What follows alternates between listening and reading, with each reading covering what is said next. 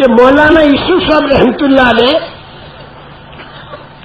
عمرے کے لیے تشریف لے گئے. مولانا یوسف صاحب رحمۃ اللہ علیہ 2 عمرے کیے تھے. ان میں پہلے عمرے کے لیے آپ تشریف لے گئے.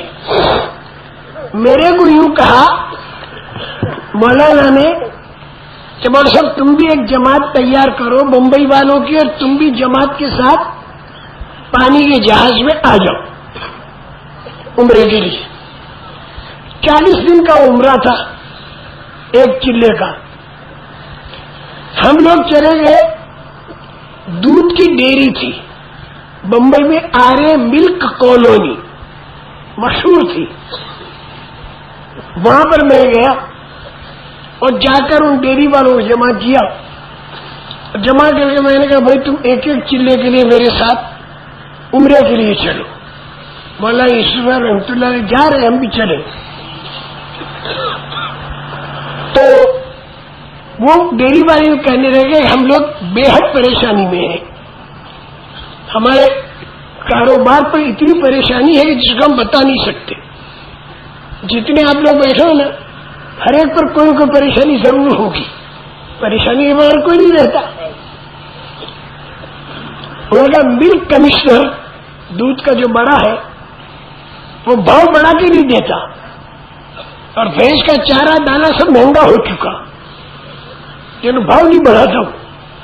ہم ایمان والوں کے اس کاروبار کو ٹھپ کرنا چاہتا ہے کہ ان کا کاروبار ٹھپ ہو جائے. ہم بڑے پریشان ہیں.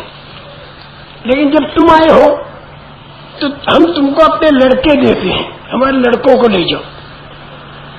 میں نے کہا بھائی دیکھو اینٹ کی جگہ روڑا نہیں لیں گے ہم، میں تو تم کو لوں گا. ان کے مولوی صاحب ہمارے لڑکے جو ہیں وہ 5-5 7-7 بچوں کے باپ ہیں، اور بعد ان میں دادا بھی بن گئے. یہ چھوٹے بچے نہیں دے رہے تمہیں. میں نے کہا 5-7 بچوں کے باپ ہیں لیکن تمہارے بھی بیٹے ہیں، تمہارے بھی بیٹے ہی ہیں نا. میں خود آیا تو تم کو لوں گا. اگر میں اپنے بیٹے کو بھیجتا تو تم اپنے بیٹے کو میرے بیٹے کے حوالے کر دیتے کہ میں تو خود آیا ہوں. اخلاقی دباؤ ڈالا. وہ میں نے کہا نا وہ اخلاق کی چاشنی اور کڑوی گولی اتر جاتا اندر. تیار ہو گئے 16 آدمی اور چل دیے. پانی کے جہاز میں ہم لوگ بیٹھے اور بحرین میں اترے. پانی کے جہاز میں ذرا چکر بکر بہت آیا اور سیٹھیے لوگ تھے تو ان کو بیچاروں کو بڑی پریشانی ہو گئی. کبھی ایسا سفر کیا نہیں تھا انہوں نے. اب بحرین سے پھر ہمیں زہران تک جانا کشتی میں بیٹھ کر، اور زہران سے پھر بس کے اندر جانا مکہ مکرمہ تک. یہ سفر تھا ہمارا. انہوں نے کہا ہمارے بس میں نہیں، ہم تو بحرین سے ہوائی جہاز سے جائیں گے وہاں پر جدہ تک. تو ہم نے بھی نرمی کر دی. زیادہ ٹائٹ رہنا ٹھیک نہیں، تھوڑا ڈھیلا بھی معاملہ رکھنا چاہیے. تھوڑا ڈھیلا معاملہ رکھنے سے زیادہ آدمی کام والا بنتا ہے. میں نے کہا اچھی بات ہے. پھر ایک جماعت خشکی سے جائے گی اور ایک جماعت ہوائی جہاز سے جائے گی. 2 جماعتیں بن گئی. اب وہ لوگ میرے کو یوں کہیں کہ تم کو تو ہمارے ساتھ ہوائی جہاز میں چلنا پڑے گا. ہمارے پاس پیسے نہیں تھے. اب ہم کیسے کہیں گے چلیں گے؟ سفر کے اندر پیسے کہاں سے لانا؟ ہم تو یہ خشکی کے راستے سے جتنا خرچ تھا وہ لے کر ہم چلے تھے ایک چلے کا. میں نے کہا بھائی دیکھو ہم لوگ یہاں سے آئیں گے، تم ہوائی جہاز سے اڑ جاؤ گے، یہاں سے ہم ٹیلی فون کر دیں گے، تم کو اتارنے والے آ جائیں گے. تو نہیں، ہم تو تمہارے ہی ساتھ چلیں گے. پھر ہمارے ایک ساتھی تھے جو میرے ساتھ اسکول کے پڑھے ہوئے تھے بمبئی میں، ابھی زندہ بھی ہے. ان کے بیٹے کا تو انتقال ہوا لیکن وہ زندہ ہے. وہ میرے پاس آئے تنہائی میں اور میرے کو ٹکٹ پیش کیا. وہ 300 روپے کا ٹکٹ بنتا تھا ہوائی جہاز کا. ٹکٹ میرے کو پیش کیا. بڑے سے میں ٹکٹ میری طرف سے ہدیہ لے لو. میں نے ان سے یوں کہا کہ میں ہدیے کے طور پر تو لوں گا نہیں, قرضے کے طور پر لوں گا. بمبئی جا کے پیسے واپس کر دوں گا. ان کا میں تمہارا ساتھی ہوں, میرا ہدیہ لینے میں کیا حرج ہے؟ میرے حرج یہ ہے کہ تم نے دیکھا کہ پھنس گیا تو چلو اس کو دے دو, تو جھک مار کے لے گا. بہت کوشش کی. میں نے کہا بھائی وعدہ کرو. ان کا اچھا وعدہ, میں بمبئی جا کے لے لوں گا. دے دی ہم نے. بمبئی پہنچ کر ہم ہوائی جہاز سے ان کے ساتھ اتر گئے. جدہ ایک چلہ گزرا.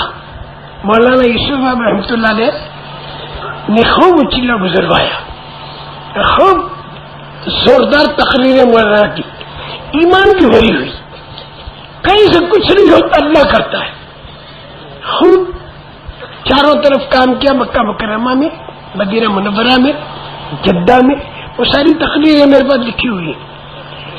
کیونکہ ہمارا حافظہ اتنا امام بخاری جیسا نہیں ہے تو اس میں ہم لکھ لیا کرتے ہیں. لوگوں نے ہمیں لکھنے کو منع بھی کر دیا تھا بعض ہمارے پرانے کام کہ قلم بند کرو, قلم بند مت کرو. ہم رک گئے, لیکن ہم پھر بیان نہیں کر سکتے تھے. مولانا اسلام ہفتے میں نے پوچھا, میں حضرت کیا کروں؟ کوئی تو کہتا لکھو, کوئی کہتا مت لکھو, میں پریشان ہوں.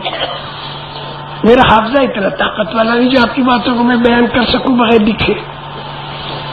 مولانا اسلام رحمۃ اللہ نے فرمایا مجھے ضرور لکھو. پھر ہم نے لکھنا شروع کر دیا. اور مولانا نے بھی بڑا اہتمام کیا لکھوانے کا. یہی اسی ملک کے اندر کوئی بڑے بڑے ملک کے جمع ہو رہے تھے, تو اس میں ہمارے قریشی صاحب رحمت اللہ علیہ نے فرمایا کہ آپ کے ساتھ آدمی زیادہ نہ ہو. ان کا کوئی ہو کہ نہ ہو, محمد عمر تو ہوگا, باقی کسی کو لینا ہو لو, نہ لینا ہو مت لو. اس کے اندر بھی ہمیں شریک فرمایا. راول پنڈی میں بیان ہو رہا تھا مولانا یوسف صاحب رحمت اللہ علیہ کا. وہ باتیں جو فرما رہے تھے وہ میں 150 مرتبہ لکھ چکا تھا, تو میں نے قلم روک دیا. مولانا یوسف صاحب کی نظر پڑ گئی. فرمایا لکھتے کیوں نہیں؟ اب بڑا بے ادبی ہے یہ کہنا کہ 150 مرتبہ لکھ چکا ہوں. ہم نے لکھنا شروع کر دیا. اس کے بعد پھر میں نے کوئی بیان نہیں چھوڑا, چاہے کتنی مرتبہ کیا ہو انہوں نے, برابر میں لکھتا رہا.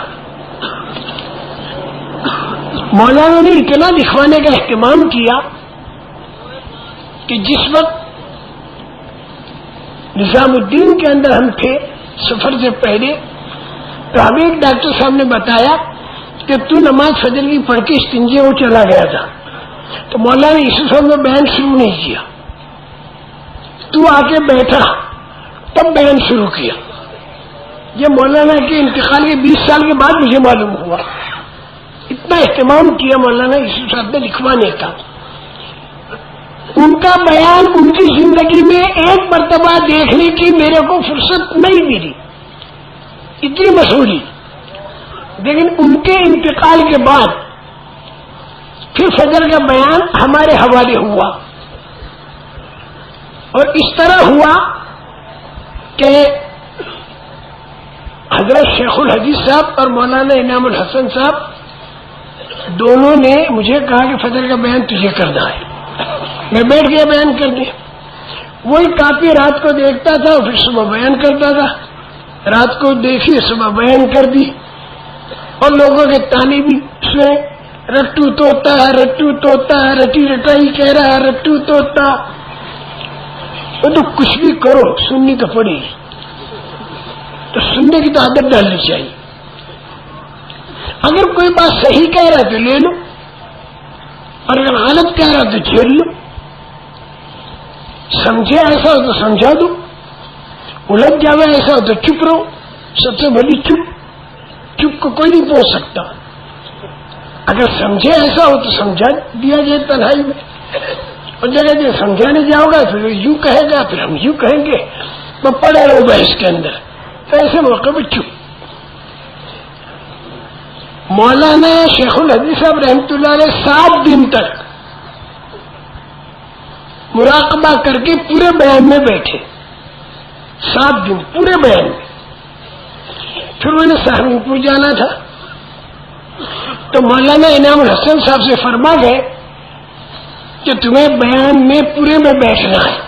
7 دن مولانا انعام صاحب بھی بیٹھے، شیخ الحدیث صاحب چلے گئے، مولانا انعام صاحب بیٹھتے رہے.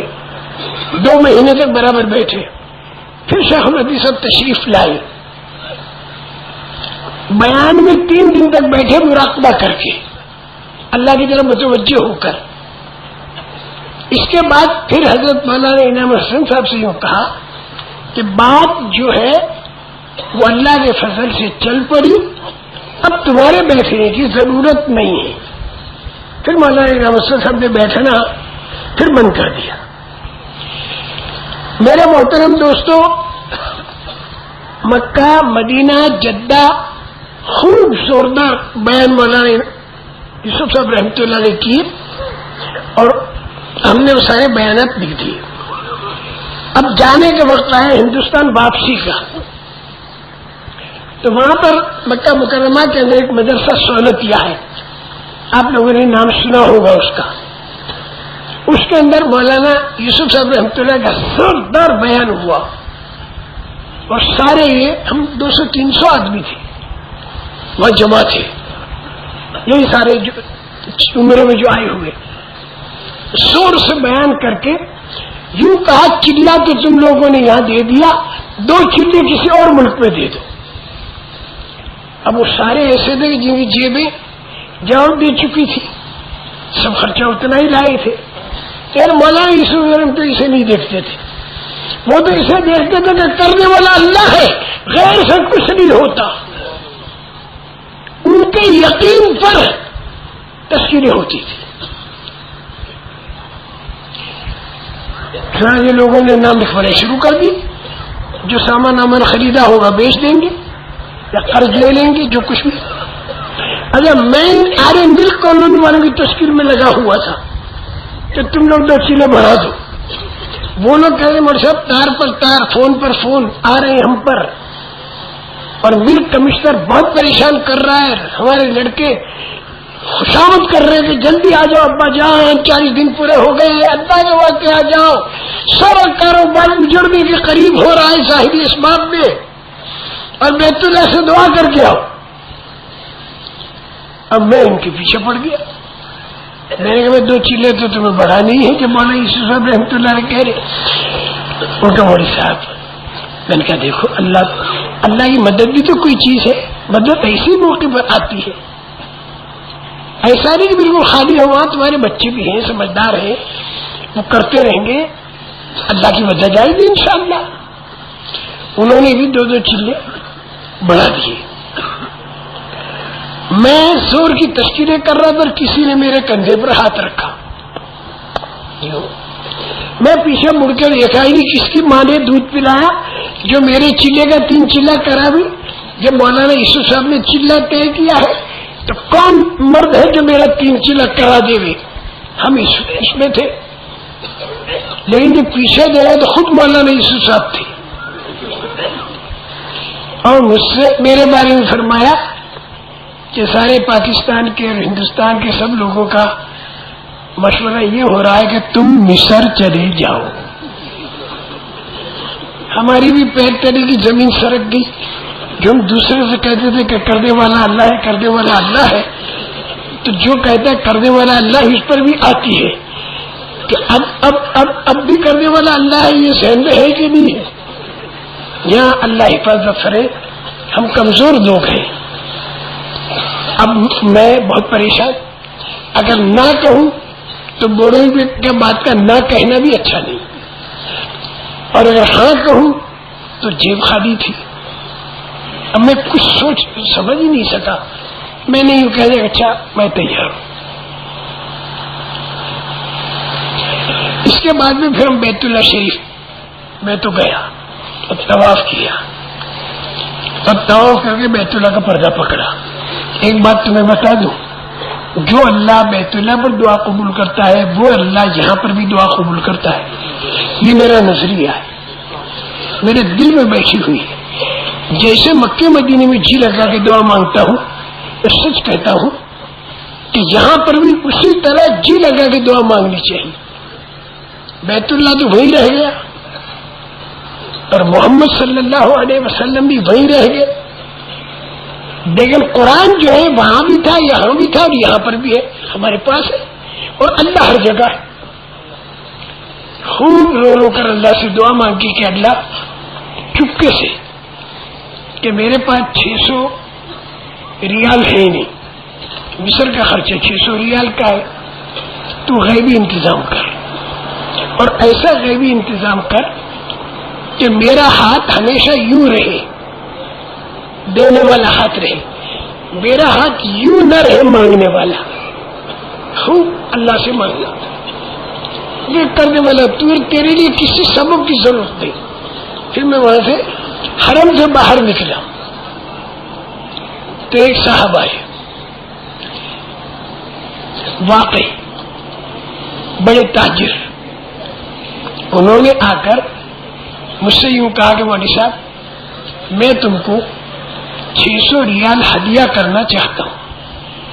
انہیں ہمارے اس مشورے کو کچھ پتہ نہیں، وہ اتنا زیادہ لگے ہوئے بھی نہیں، وہ آئے ہوئے بھی ہیں، ڈرائیونگ اجتماع میں آئے تھے، وہ چلے گئے ہوں گے،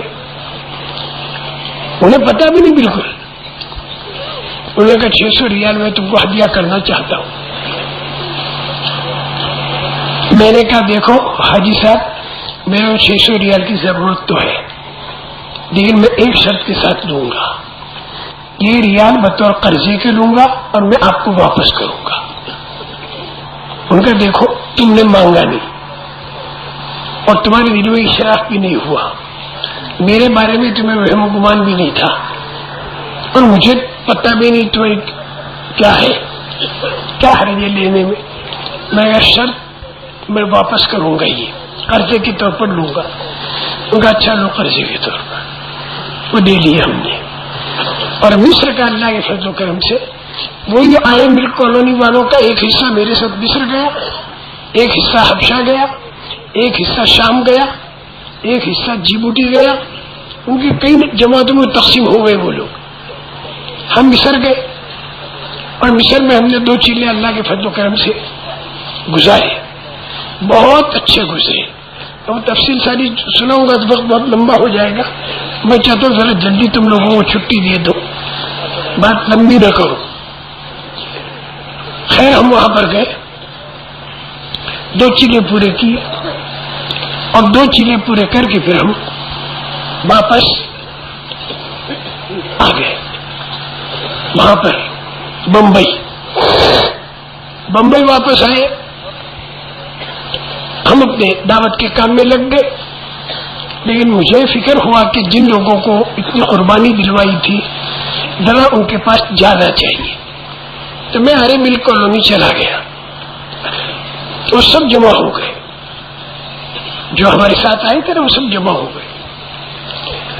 میں نے کہا میں تو آیا ہوں یہ پوچھنے کے لیے کہ کیا ہوا، اتنا تو مجھے معلوم ہے کہ انشاءاللہ وَلَيَنْصُرَنَّ اللَّهُ مَن يَنْصُرُهُ، جو دین کا کام کرتا ہے اللہ اس کی مدد کرتا ہے، مدد تو اللہ کی آئی ہوگی، لیکن سننا ہی چاہتا ہوں کہ کیسے آئی، یا آئی کہ نہیں آئی، کیونکہ بعد میں مدد اللہ دیر سے لاتے، جلدی نہیں لاتے، رلاتے بہت ہیں۔ خوشنما ید نالے شبھائے تو ذوق دارم بازاری آئے تو، تیرا رات کا رونا ہم کو بڑا اچھا معلوم ہوتا ہے، جب تو رات کا روتا ہے تو ہمیں بہت ہی خوشی ہوتی۔ تو میں نے پوچھا بھائی مجھے مدد آئی یا ابھی تک مجاہدہ ہی چل رہا ہے؟ تو یہ مرسب آ گئی مدد۔ تو ان کو بتاؤ کیسے آئی؟ انہوں نے یوں کہا کہ ملک کمشنر نے بھاؤ بڑھایا نہیں، ہمارے لڑکوں نے بہت کہا لیکن اسے نہیں پڑھایا، اور اس نے کہا کہ پھر میں تم سے دودھ نہیں خریدوں گا، میں دوسری جگہ سے خریدوں گا۔ اس نے طے کر دیا کہ تم سے میں دودھ نہیں خریدوں گا، آنند کی جو ڈیری ہے میں وہاں سے دودھ منگوا کے بمبئی میں بیچوں گا اور تم سے خریدوں گا نہیں، اور تم بغیر لائسنس کے بیچ نہیں سکتے بمبئی میں۔ اب اگر دودھ نہ دوہو تو جانور پورا خراب ہو جائے، اگر دودھ کو دوہ لو تو وہ کسی کام کا نہیں، بیچ سکتے نہیں۔ کتنی الجھن ہوئی ہوگی ان بچوں کو، یہ سب خبر ان کے باپ کو آ رہی تھی، اور باپ روتے بہت تھے اللہ کے سامنے۔ اب اس کے بعد اللہ کی شان کہ دودھ موٹر میں آنند سے چلا بمبئی کے لیے، اور زور کا سیلاب آیا، نرمدا اور تاپتی وہاں پر ہماری نہریں ہیں، اتنے زور کا سیلاب آیا ہے کہ نہ معلوم کتنے آدمی مر گئے، کتنے گھر اجڑ گئے، کتنی کھیتیاں غارت ہو گئی، اور پانی بالکل بھر گیا، ریل موٹر سب کا جانا بند ہو گیا، اور کتنا نقصان ہوا۔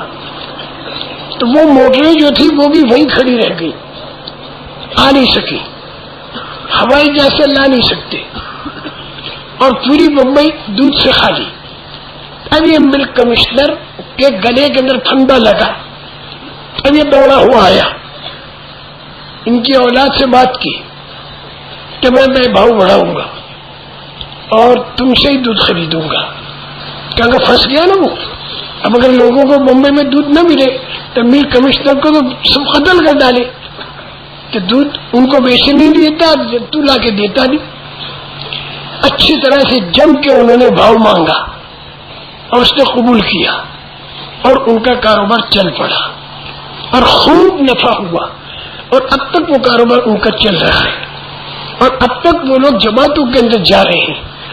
تو دیکھیے یہ سیلاب کا آنا سینکڑوں ہزاروں کے لیے تو بربادی کا سبب بنا، اور ان کے لیے اللہ نے کامیابی کا سبب بنایا۔